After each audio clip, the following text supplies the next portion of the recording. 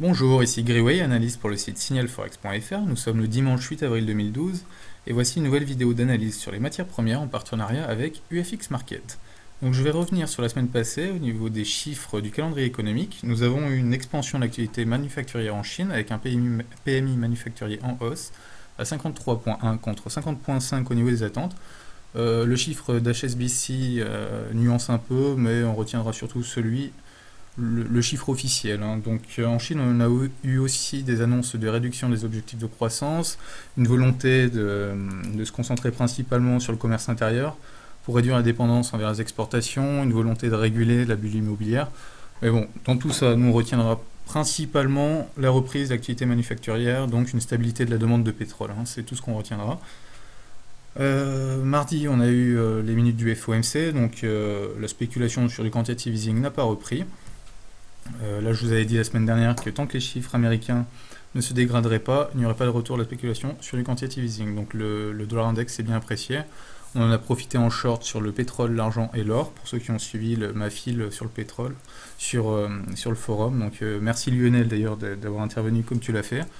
On a pu définir ensemble des points d'entrée optimaux. Donc voilà, je m'adresse à tous, hein, continuez à intervenir comme ça, c'est très intéressant. Mercredi. Alors mercredi, ça c'était intéressant. On a eu la variation des stocks de pétrole brut. Donc ça, c'est l'un des chiffres les plus importants pour le pétrole, si ce n'est le plus important finalement. Donc à plus 9 millions, c'est une variation énorme. Hein, on n'a pas eu de variation comme ça depuis 2008. Donc ça, c'est une augmentation de l'offre, donc une réduction des prix sur le pétrole brut, hein. Donc le pétrole brut, j'entends le WTI ou Lucas Oil, le Brent de la mer du Nord. Donc ça, je ne vais pas y rester plus longtemps que ça, parce que, voilà, bon, j'en ai déjà parlé la semaine dernière. On a eu des inscriptions d'allocation chômage 357 000. Bon, ça, c'est surtout à mettre en relation avec le NFP. Donc, le NFP qui est ressorti à 120 000 contre 203 000. C'est très mauvais. Il faut le dire, c'est très mauvais. Les taux de chômage sont, quant à eux, plus nuancés à 8,2 contre 8,3. Donc, ça, c'est plutôt positif. Mais c'est le NFP, hein. Là, indéniablement, les chiffres sont mauvais. Il n'y a pas eu encore les répercussions, vu que vendredi, je vous rappelle que les marchés étaient fermés pour cause de jours fériés.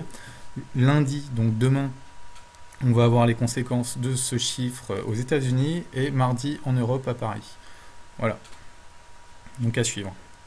Bon, je vais arrêter là avec les chiffres, hein. La semaine prochaine, c'est pareil, surveiller la sortie au niveau des stocks de pétrole et toujours pareil, l'économie chinoise et américaine principalement, surtout après ce chiffre du NFP qui est à surveiller. Allez, je vais passer au graphe. Donc sur le pétrole, je vous rappelle un peu la situation, hein. On a un range de distribution entre 116 et 80 approximativement. Je vais passer tout de suite sur du court terme. On avait un biseau ascendant donc depuis octobre 2011. On l'a cassé il y a 2 semaines sur le niveau des 105. Donc je vous avais dit de rentrer. Moi j'étais rentré à 103,8. J'ai consolidé à 104,4. Ma bande supérieure c'est 105,50 pour être précis. Si jamais on la casse à la hausse, c'est la fin pour moi du scénario baissier. Pour l'instant on est bien, on a fait un petit pullback, la résistance a tenu, on a une ligne intermédiaire de support qui fait office de support, voilà. Ce qui a bien tenu les cours, c'est la ligne des 26,2% de Fibonacci que je n'ai pas inscrit sur mon graphique, c'est les retracements sur la dernière hausse. Donc il faut savoir que c'est sur les 102, 102,30, voilà. Mes TP, donc ça c'est une zone de bénéfice partiel pour ceux qui veulent, hein. C'est toujours intéressant, le marché va toujours faire des prix de bénéfice à ce niveau-là, donc pour ceux qui veulent, voilà, faites des prix de bénéfice sur les 102. Personnellement, moi j'ai un TP à 100 qui est un seuil psychologique et à 97,50 qui est une résistance, un support majeur de court terme. Voilà, ici, je l'ai mis ici, hein.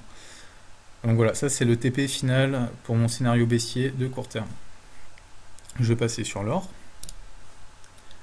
Alors, sur l'or, je vais vous rappeler la situation. Donc on a un range de distribution entre 1790 et 1530. On a une tendance de fond de long terme qui est haussière. Après, on a sur du moyen terme un canal haussier en jaune, ici, voilà.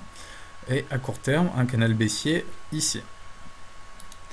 Je vous avais conseillé, pour ceux qui veulent trader sur du court terme, sur l'or, de passer en short au niveau de la borne haute du canal baissier, donc sur les 1675. Mardi, on a eu les minutes du FOMC qui nous ont bien aidés. Je vous avais donné un TP à 1615 qui a été touché.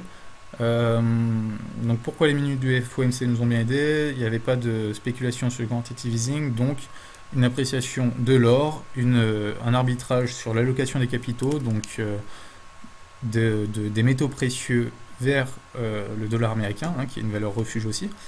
Donc voilà, là on a une belle chute de l'or. Personnellement, après les chiffres du NFP, là le scénario haussier recommence à prendre tout son sens. Je vais attendre une cassure. En tout cas, je vais pas rentrer short là maintenant sur l'or, j'attends. Si jamais on casse à la hausse cette borne haute, cette résistance oblique, eh bien je passerai à l'achat et je viserai les 1680, voilà. Et puis les 1680, puis peut-être après, hein, on pourra allonger les TP, mais ça on y reviendra ensemble. Sur l'argent, c'est très similaire. Sur l'argent, donc sur le forum, on en a parlé, hein, mardi, on était à 33,10, on est passé short. On a eu les annonces des minutes du FOMC, on allait taper les 31, on est retourné dans le canal baissier, donc voilà, maintenant on évolue dans ce canal baissier, sachant qu'il y a une oblique baissière, donc ça c'est une résistance oblique, hein. Ça c'est la résistance de long terme, donc ça c'est un niveau très important à suivre. Si jamais on le casse, eh bien on passera à l'achat comme sur l'or et on visera les 33,8. Voilà. À court terme, je vous conseille d'attendre, pareil, mais pour ceux qui veulent rentrer short, eh bien on attendra un retour possible sur le haut du canal baissier, et puis on mettra des TP sur les 31. Puis si jamais ça casse, bon voilà, c'est pareil, hein, on y reviendra la semaine prochaine, ça ne sera pas la semaine qui vient. Les 31, puis j'avais marqué les 28 et les 26. Mais ça, c'est un scénario de long terme. À court terme, moi je pense qu'on peut avoir un retour du scénario haussier en cassant la résistance majeure. Voilà. Donc ça, c'était une vidéo rapide, hein. Bon tiens, là j'ai mis juste sans faire exprès le graphe hebdo de long terme. Donc ça, vous voyez une très belle tendance haussière. Enfin bon, voilà, ça j'en ai déjà parlé dans la dernière vidéo. Donc voilà, c'était le point sur les matières premières. Je ferai peut-être une vidéo en courte semaine là cette fois pour faire un meilleur suivi. Donc j'espère que ça vous